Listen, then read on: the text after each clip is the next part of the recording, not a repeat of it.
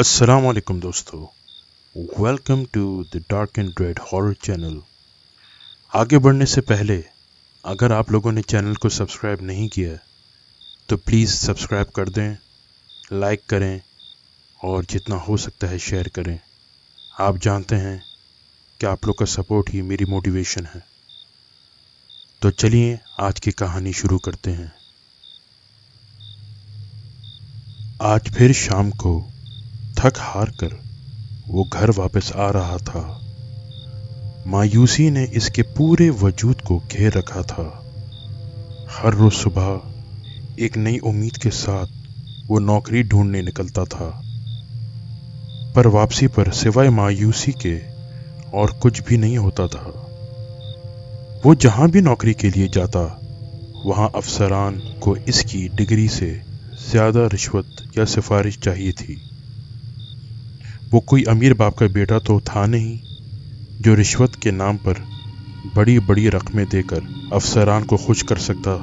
ना इसकी पहुंच किसी ऐसे इंसान से थी जिसकी सिफारिश इसकी डिग्री से आला थी और ऊंची थी। इसकी वजह से इसे नौकरी मिल जाती। ये वही या इसका बाप जानता था कि इसने कैसे अपना पेट काट कर इसे पाला पोसा और पढ़ाया था कि वो इस काबिल बन सके कि अपने माँ बाप के बुढ़ापे का सहारा बने, अपनी बहनों की शादी कर सके। वो 3 बहनों का इकलौता भाई था। जब इसने MBA डिग्री फर्स्ट डिवीजन में हासिल की तो इसकी आंखों में जुगनू जगमगाने लगे। इसे अपना मुस्तकबिल सुहाना नजर आने लगा। लेकिन बहुत जल्द इसे एहसास हो गया कि यहाँ डिग्री से ज़्यादा रिश्वत की ज़रूरत है। इससे कम पढ़े लिखे लोग आला और ऊंचे पोस्ट पर बैठे थे, लेकिन इस जैसे अभी डिग्री होल्डर रिश्वत और सिफारिश ना होने की वजह से मजबूर थे। घर के दरवाजे पर पहुंचकर इसने शिकस्त अंदाज में दस्तक दी। आ गए तुम अरमान बेटा? इसकी माँ ने इस आसपास दरवाज़ा खोला कि शायद आज इनकी किस्मत का सितारा चमक गया हुआ और इसके बेटों को नौकरी मिल गई होगी। कि चेहरे पर नज़र पड़ते ही वो समझ गई हमेशा की तरह आज भी वो खाली हाथ वापस आया है। तुम मुंह हाथ धो लो, मैं तुम्हारे लिए खाना लेकर आती हूँ, अरमान की माँ ने कहा और किचन की तरफ चली गई। आज फिर सफ़ेद हवेली में खौफ का समा था। पूरी हवेली के दरो दीवार खौफ से लर्जा थे। यूं लगता था जैसे जलजला आ गया हो। आज अमावस की रात थी और ये अमावस की रात को चौधरी दिलावर की बेटी रशना की हालत बहुत ही ख़राब हो जाती थी। इसे सख्त किस्म का दौरा पड़ता और इसकी दिलदोज़ चीखें पूरी हवेली में गांव को हिला कर रख देती थी। रशना का खूबसूरत चेहरा स्याह पड़ जाता और आंखें बाहर को उबल आती। आवाज़ इस कदर खौफनाक हो जाती थी कि यूं लगता था कि जैसे कान फट जाएंगे। इस हालत में रशना को संभालना बहुत ही मुश्किल हो जाता था और अमावस की रात से पहले इसे रस्सियों से जकड़ दिया जाता। चौधरी दिलावर अपनी बेटी की यह हालत देखकर रो पड़ता था। रशना इसकी इकलौती बेटी थी, लेकिन अपनी बेटी को तड़पते देखने के सिवा कुछ नहीं कर सकता था। चौधरी साहब, आप कुछ करें, देखें रशना की हालत आज फिर कितनी खराब हो गई है। रशना की माँ ने रोते हुए कहा, बेटी इतनी खराब हालत इससे नहीं देखी जाती थी। शायद तड़प रही थी कि जैसे इसके वजूद पर कोई छुरियां चला रहा हो। रशना के हलक से अजीब गैर इंसानी आवाज़ निकल रही थी। इसको देखकर कोई ये नहीं सोच सकता था कि सच होते ही ये तड़पती हुई लड़की ऐसे ठीक हो जाएगी जैसे कुछ हुआ ही नहीं। आज से तकरीबन 3 साल पहले रशना भी एक आम लड़की की तरह ज़िंदगी बसर कर रही थी और अपनी ज़िंदगी में बहुत खुश थी। लेकिन इस एक रात के बाद इसकी ज़िंदगी तबाह होकर रह गई। जब रशना की हालत ठीक होती तो वो सोचती कि काश इस रात वो घर में नदी के पास ना जाती تو ایسا کبھی نہ ہوتا۔ ارمان یار، کیا بات ہے؟ تو اتنا پریشان کیوں ہے؟ اسے پریشان دیکھ کر ولید نے پوچھا۔ یار میں پریشان کیوں نہ ہوں، آج 3 ماہ ہو گئے ہیں نوکری ڈھونڈتے ہوئے، لیکن ابھی تک نہیں ملی۔ گھر میں 3 جوان بہنیں ہیں، ان کی شادیاں نہیں ہو رہی۔ ہر رشتے کے لیے آنے والے اس آس پار آتے ہیں کہ جہیز کتنا ملے گا، مگر ہمارے گھر کی در و دیوار سے ٹپکتی ہوئی غربت دیکھ کر واپس چلے جاتے ہیں، کیونکہ انہیں میری بہنوں سے نہیں جہیز سے مطلب ہے، جو انہیں ملتا دکھائی نہیں دیتا۔ تو دروازے سے واپس پلٹ جاتے ہیں۔ اپنی بہنوں کی آنکھوں میں چھپے درد کو میں نہیں دیکھ سکتا۔ اچھے رشتوں کے آس میں ان کے بالوں میں سفیدی اتر آئی ہے، اور تو کہتا ہے کہ میں یہ پریشان کیوں ہوں؟ ارمان تو جیسے پھٹ پڑا۔ یار سب ٹھیک ہو جائے گا، ولید نے اسے تسلی دیتے ہوئے کہا۔ کیسے ٹھیک ہوگا یار؟ کچھ بھی ٹھیک نہیں ہوگا، ارمان نے دکھ سے کہا۔ اچھا یار، یہ بات ہے، لیکن اگر تمہاری پریشانی ختم ہو جائے تو، ولید نے کہا۔ تو ارمان حیران ہو کر اسے دیکھنے لگا۔ اگر کہو تو بتا دوں؟ یار بتانا۔ ولید، کیا بات ہے؟ ارمان نے پوچھا۔ یار ایک بہت زبردست بابا ہے، اس کے پاس ایک ایسا علم ہے کہ وہ تیرے حالات ٹھیک کر دے گا، ولید نے کہا۔ تو ارمان ہنس پڑا۔ اگر انہیں حالات ٹھیک کرنے ہوتے تو پہلے سے نہ کرتے، ارمان نے طنزیہ کہا۔ مجھے پتا تھا کہ تم نہیں مانو گے، تبھی تو تمہیں بتا نہیں رہا تھا۔ اس نے کئی لوگوں کی مدد کی ہے، میرے ماموں کی بھی۔ یار وہ بہت زبردست ہے۔ اوکے یار، لیکن ابھی تو میں گھر جا رہا ہوں، مجھے پہلے ہی دیر ہو گئی ہے۔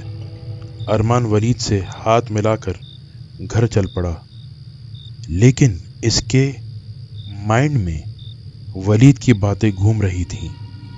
کیا وہ بابا میرا حالات ٹھیک کر دے گا؟ اس رات بہت ٹھنڈی ٹھنڈی ہوا چل رہی تھی، موسم بہت خوبصورت تھا۔ ایسے میں رشنا کو نیند نہیں آ رہی تھی۔ وہ باغ میں آئی۔ باغ میں ایک طرف ندی تھی، وہ ندی میں پاؤں ڈال کر بیٹھ گئی۔ اچانک اسے ایک آواز سنائی دی، رشنا۔ کسی نے کہا، اسے پکارا۔ کون ہے؟ رشنا نے ادھر ادھر دیکھا، پھر اسے کوئی بھی دکھائی نہیں دیا۔ شاید میرا وہم ہوگا، رشنا نے سوچا، لیکن اسے پھر سے آواز سنائی دی، رشنا، رشنا۔ اس نے پلٹ کر دیکھا تو وہ حیران رہ گئی۔ وہ بہت ہی خوبصورت تھا، اس کی آنکھوں میں عجیب سا جادو تھا جس نے رشنا کو سحر زدہ کر دیا تھا۔ کون ہو تم؟ رشنا نے اس اجنبی سے پوچھا۔ رشنا، میں تمہارا عاشق ہوں، میں ساحر ہوں۔ رشنا آؤ میرے پاس، آؤ۔ ساحر نے اپنے بازو رشنا کی طرف بڑھائے۔ اس ساحر نے رشنا پر نہ جانے کیا جادو کر دیا تھا کہ وہ اس کی طرف بڑھتی چلی گئی، یہ سوچے بغیر کہ یہ قدم اسے کتنا نقصان پہنچائیں گے۔ اگلی صبح جب رشنا کو ناشتے پر بلانے کے لیے گئی تو رشنا اپنے کمرے میں نہ تھی۔ پوری حویلی میں رشنا کو ڈھونڈا گیا، سب پریشان تھے کہ وہ کہاں چلی گئی ہے۔ ہر طرف رشنا کو ڈھونڈا گیا۔ آخر رشنا ندی کے کنارے بے ہوش حالت میں ملی۔ سب حیران تھے کہ رشنا ندی کے پاس کیا کرنے آئی تھی اور وہاں بے ہوش کیسے ہو گئی۔ رشنا کئی دن بیمار رہی اور تڑپتی رہی، بہت علاج کروایا مگر وہ ٹھیک نہیں ہوئی۔ بخار تھا کہ اترنے کا نام نہیں لے رہا تھا، دن بدن بڑھتا جا رہا تھا۔ آخر وہ خود ہی ٹھیک ہو گئی۔ ایسے کہ جیسے کچھ ہوا ہی نہ ہو۔ سب نے رشنا سے پوچھا کہ آخر ہوا کیا تھا، لیکن رشنا کو کچھ یاد نہیں تھا، وہ سب کچھ بھول چکی تھی۔ لیکن پھر اماوس کی رات کو رشنا کی طبیعت خراب ہونے لگی۔ اس کا رنگ کالا پڑ گیا، آنکھیں باہر کو ابلنے لگیں، منہ سے عجیب عجیب غیر انسانی آوازیں نکل رہی تھیں۔ یوں لگتا تھا کہ اسے کوئی بہت بڑی تکلیف دے رہا ہے۔ وہ سر کے بل زمین پر چلنے لگی۔ یہ سب رشنا کے ساتھ کیا ہو رہا تھا کسی کی سمجھ میں نہیں آ رہا تھا۔ اسے کئی ڈاکٹروں، پیروں، فقیروں کو دکھایا گیا، لیکن رشنا ٹھیک نہیں ہوئی۔ رشنا جانتی تھی کہ اس کی اس حالت کا ذمہ دار کون ہے، پر وہ کسی کو یہ بات بتانا نہیں چاہتی تھی کہ اسے اس کے ساتھ اس رات کیا ہوا تھا۔ چودھری جی، میں ایک سادھو کو جانتا ہوں جو کالے علم کا ماہر ہے۔ اگر رشنا بی بی کو اس کے پاس لے جایا جائے تو امید ہے کہ رشنا بی بی ٹھیک ہو جائے گی۔ چودھری دلاور کے ملازم اکرم نے کہا، کون ہے وہ؟ اگر تو کسی ایسے سادھو کو جانتے ہو تو مجھے پہلے کیوں نہیں بتایا؟ چودھری دلاور غصے سے اپنے ملازم کو کہا، چودھری جی، وہ میں بتانا چاہتا تھا مگر مجھے موقع نہیں ملا۔ اگر نے ڈرتے ڈرتے کہا، ٹھیک ہے اکرم، اگر اس مسئلے کا حل سادھو کے پاس جا کر ہی ملے گا تو ہم رشنا بیٹی کو اس کے پاس لے کر جائیں گے۔ یہ بات چودھری دلاور نے تو کہہ دی، لیکن کاش وہ جان پاتا کہ تمام مسائل کا حل صرف ایک ہی ذات کے پاس ہے، اور وہ ہے صرف خدا کی ذات۔ بے شک اگلے دن وہ رشنا کو اس سادھو کے پاس لے کر گئے۔ سادھو نے رشنا کو دیکھا تو چونک پڑا۔ مجھے اس چھوری کو اس کمرے میں اکیلا چھوڑ دیں، سادھو نے کہا۔ پہلے تو چودھری دلاور ہچکچایا، لیکن پھر وہ کمرے سے باہر چلا گیا۔ تھوڑی دیر بعد جب چودھری دلاور کمرے میں واپس گیا تو رشنا ایک طرف بے ہوش پڑی ہوئی تھی، اور سادھو کی آنکھوں میں تو جیسے خون ٹیک رہا تھا۔ اس کی آنکھیں بہت زیادہ سرخ ہو رہی تھیں۔ کیا بات ہے امی جان، آپ اتنی پریشان کیوں ہیں؟ ارمان نے ماں کی پریشانی بھانپتے ہوئے کہا۔ اس کی ماں اپنی پریشانی ارمان سے چھپانے کی کوشش کرتی، پر ارمان پھر بھی جان لیتا تھا۔ وہ بیٹا، آج کچھ لوگ آئے تھے ہما کو دیکھنے، انہیں ہما تو پسند آ گئی، مگر اماں، یہ لوگ ہما کے ساتھ وہ سامان کی ایک لسٹ بھی دیں گے۔ اماں، یہی بات ہے نا؟ ارمان نے دکھ سے کہا اور اٹھ کر باہر نکل گیا۔ اپنی ماں کی آنکھوں میں آنسو نہیں دیکھ سکتا تھا۔ میں کروں تو کیا کروں؟ اماں کی پریشانی، ابا کی بیماری اور بہنوں کے ٹوٹے خواب میں نہیں دیکھ سکتا۔ مجھے کچھ کرنا ہی ہوگا۔ اس شام ارمان ولید سے ملنے اس کے گھر گیا۔ ولید یار، مجھے اس بابے کے پاس لے چل جس کا تم نے مجھے بتایا تھا۔ تم راضی ہو گئے؟ خیر کوئی بات نہیں، دیکھنا اب سب ٹھیک ہو جائے گا۔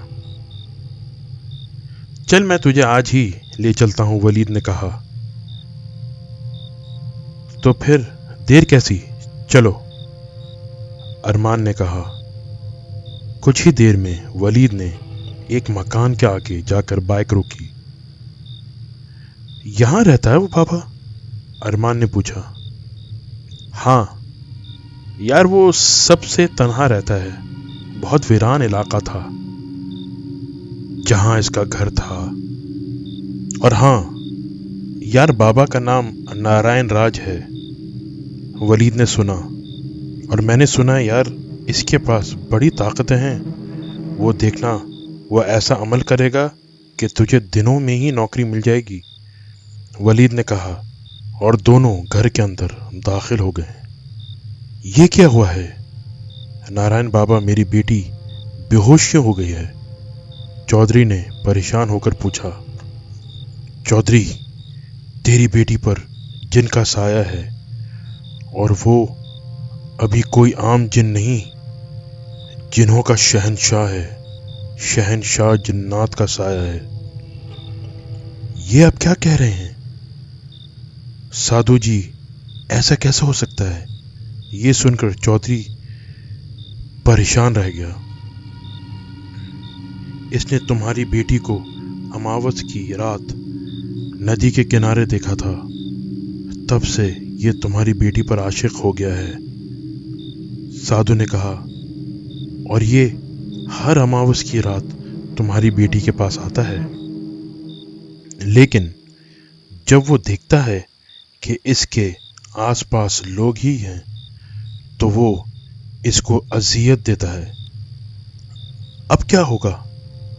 چودھری نے پریشانی سے کہا۔ میری بیٹی کیسے ٹھیک ہوگی؟ شہنشاہ جنات بہت طاقتور ہے، اس سے پیچھا چھڑانا کوئی آسان کام نہیں ہے۔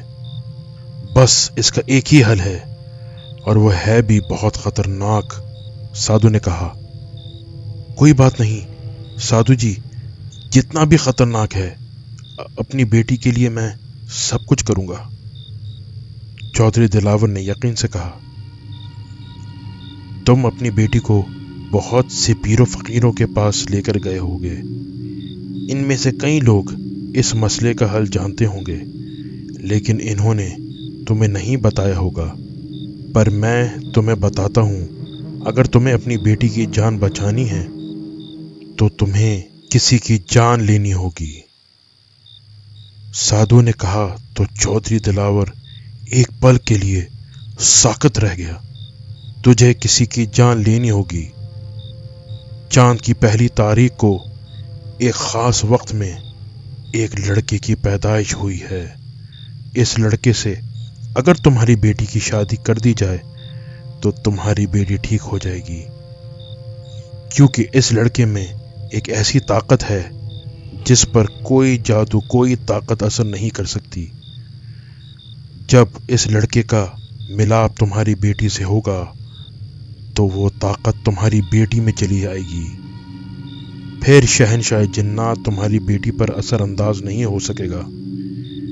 لیکن شاید شہنشاہ جنات بھی یہ بات جانتا تھا، تبھی اس نے تمہاری بیٹی میں زہر بھر دیا ہے۔ اب جو بھی اس سے شادی کرے گا وہ مر جائے گا۔ چودھری دلاور یہ ساری باتیں سن کر لرز اٹھا، لیکن اگلے ہی لمحے وہ بولا، میں راضی ہوں، پر بتائیں تو اس لڑکے کی نشانی کیا ہے؟ اس لڑکے کی نشانی اس کے دائیں پاؤں پر آدھے چاند کا نشان ہے، بس وہی لڑکا تمہاری بیٹی کو بچا پائے گا۔ سادھو نے مسکراتے ہوئے کہا، وہ تو کالے جادو کا ماہر تھا، اپنی طاقت سے وہ یہ سب کو جان گیا، پر کاش یہ بھی جان جاتا کہ بچانے اور زندگی دینے والی اللہ تعالیٰ کی ذات ہے۔ ولید اور ارمان اس مکان میں داخل ہوئے تو انہیں ایک آدمی اپنی طرف آتا ہوا دکھائی دیا۔ آؤ آؤ، سادھو کو تم لوگوں کا ہی انتظار تھا، اس آدمی نے کہا تو دونوں حیران ہو گئے۔ سادھو جی کو کیسے پتا کہ ہم آ رہے ہیں؟ ارمان نے حیران ہو کر کہا، سادھو جی کو سب پتا ہے، اس آدمی نے کہا، اور انہیں لے کر ایک طرف چل پڑا۔ دیکھا، میں نہ کہتا تھا کہ بڑا پہنچا ہوا ہے سادھو، ولید نے کہا تو ارمان مسکرا دیا۔ وہ دونوں اس وقت سادھو کے سامنے بیٹھے تھے۔ میں سب جانتا ہوں، مجھے پتا ہے کہ تمہاری نوکری نہیں لگ رہی، گھر میں جوان بہنیں، بیمار باپ آپ یہ سب کچھ جانتے ہیں؟ ارمان حیرانگی سے بولا۔ مجھے سب پتا ہے، سادھو نے مسکرا کر کہا۔ تمہارے ان تمام مسائل کا حل ہے میرے پاس۔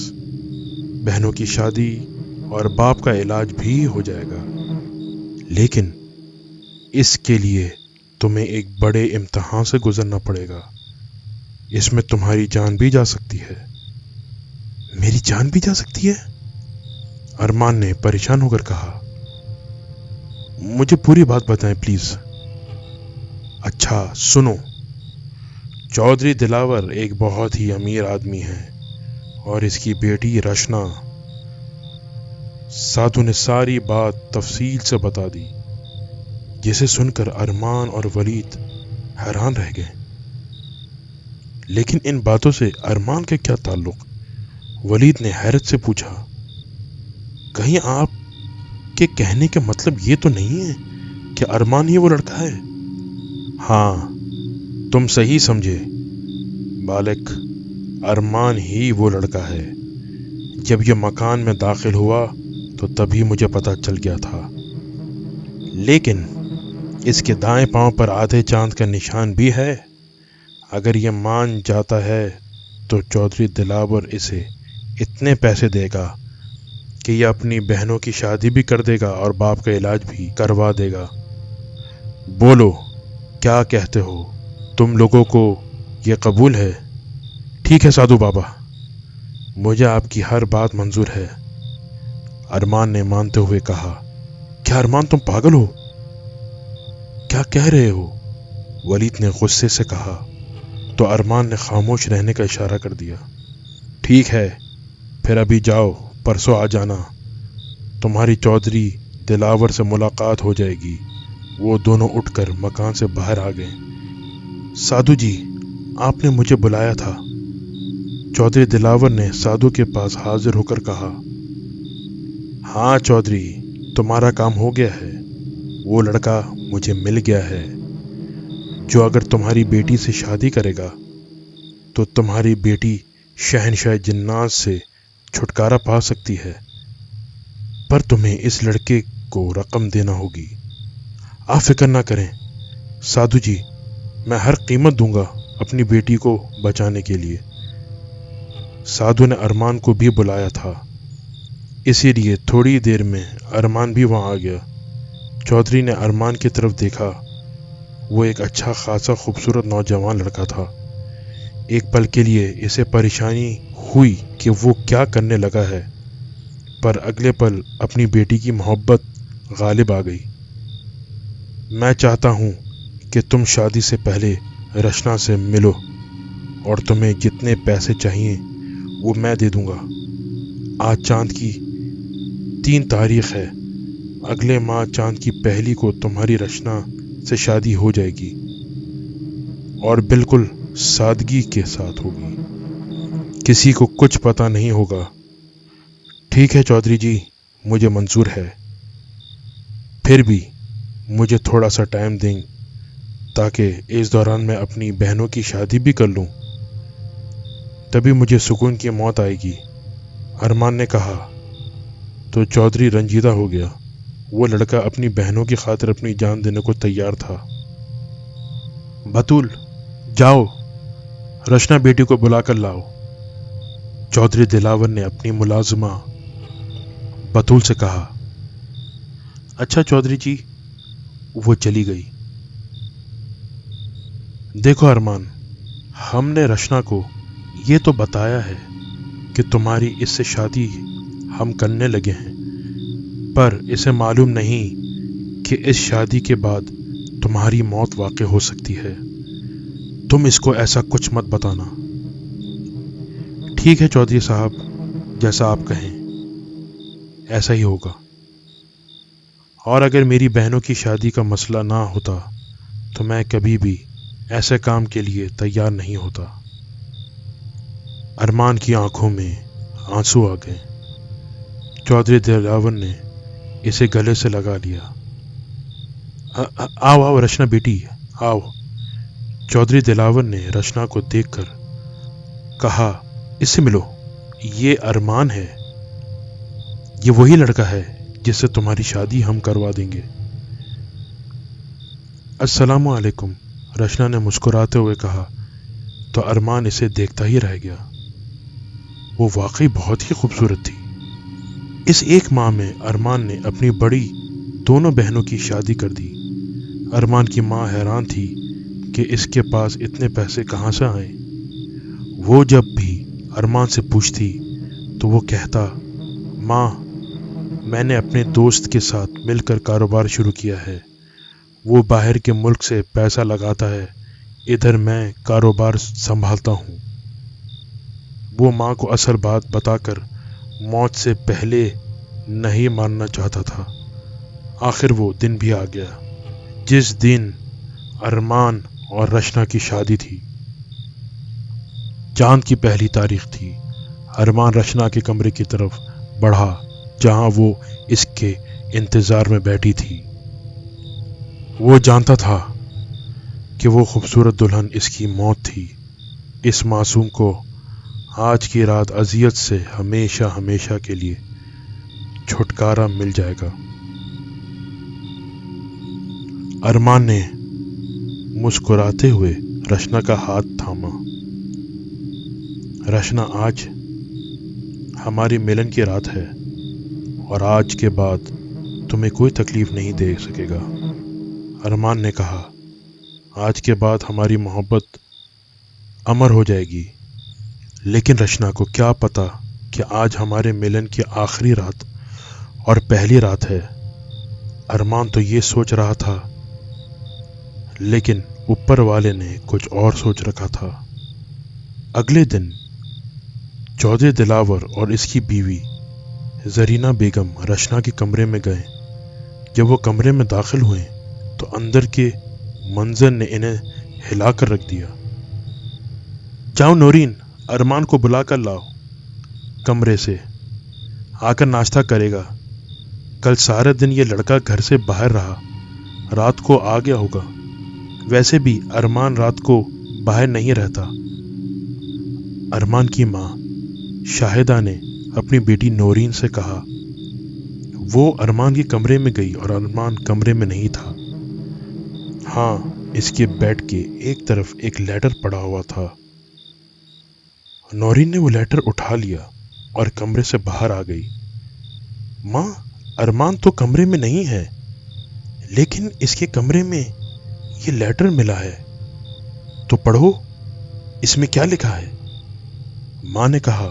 نورین پڑھنے لگی۔ پیاری امی، میں جانتا ہوں کہ آپ نے اور بابا نے کتنی محبت سے مجھے پالا اور مجھے اس قابل بنایا کہ میں معاشرے میں سر اٹھا کر جی سکوں۔ آپ کی تو خواہش تھی، پر ایسا نہ ہو سکا، اور آپ کے لیے میں کچھ نہ کر سکا۔ آپ کو، ابو کو، بہنوں کو میں دکھ میں نہیں دیکھ سکتا تھا۔ میں کیا کرتا؟ مجھے کچھ سمجھ نہیں آ رہا تھا۔ پھر مجھے چودھری دلاور ملے، جن کی بیٹی پر آصف کا سایہ اور شہنشاہ جنات کا سایہ تھا، جو اس وقت ختم ہو سکتا تھا اگر میں اس سے شادی کرتا۔ اور انہوں نے مجھے پیسے دیے تھے جس کی وجہ سے میں بہنوں کی شادی کر سکا۔ باقی پیسے میری الماری میں رکھے ہیں، اس سے نورین کی شادی کرنا اور بابا کا علاج بھی کروانا۔ ماں، مجھے رشنا سے شادی کرنے کے بعد مرنا ہوگا، وہ ٹھیک ہو جائے گی۔ ہما، مجھے معاف کر دینا۔ نورین، تم بھی اپنے بھائی کو معاف کر دینا۔ خوب دل لگا کر پڑھنا اور ڈاکٹر بننا۔ ماں اور بابا کا خیال رکھنا۔ خدا حافظ۔ خط نورین کے ہاتھ سے پھسل گیا اور پھوٹ پھوٹ کر رونے لگی۔ ارمان کی ماں کے منہ سے چیخیں نکل رہی تھیں۔ ارمان، تم واپس آ جاؤ، ہمیں تمہاری ضرورت ہے، پیسے کی نہیں۔ لیکن اب بہت دیر ہو چکی تھی۔